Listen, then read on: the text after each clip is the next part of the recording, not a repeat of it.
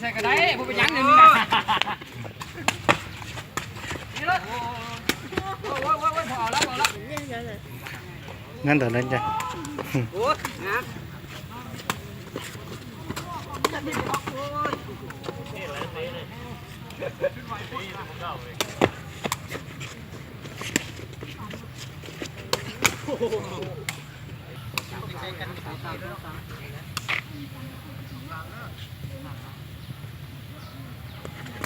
ลอย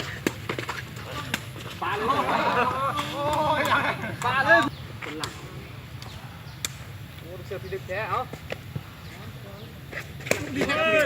อัพได้ลูกนี่นะน้อง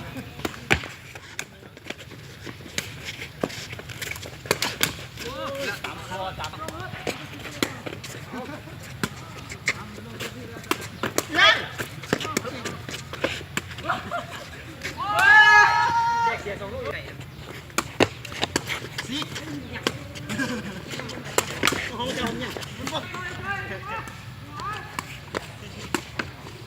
ว้าวเดี๋ยวกันล็อกกันมาได้โอ้ข้าวข้อมูลเรียนให้แม่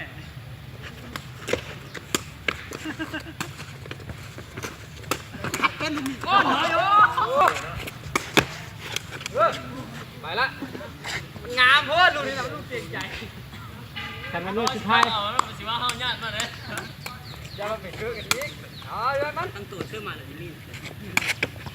เปิดแพ้แล้วเปิดแท้ๆแบบนี้นะเปิดแท้ๆยูโอ้ลงยิงมันได้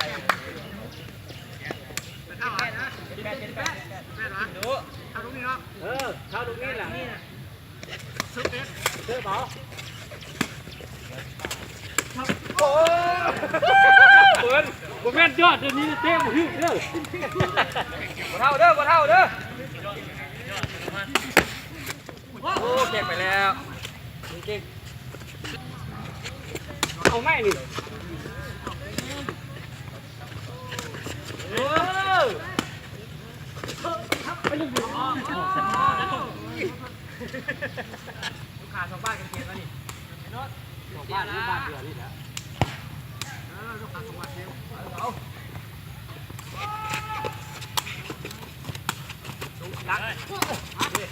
ลงแบบที่จะได้กินนะ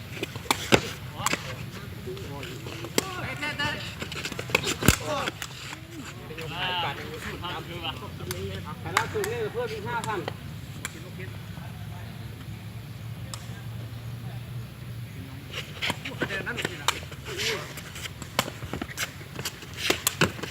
มาแล้ว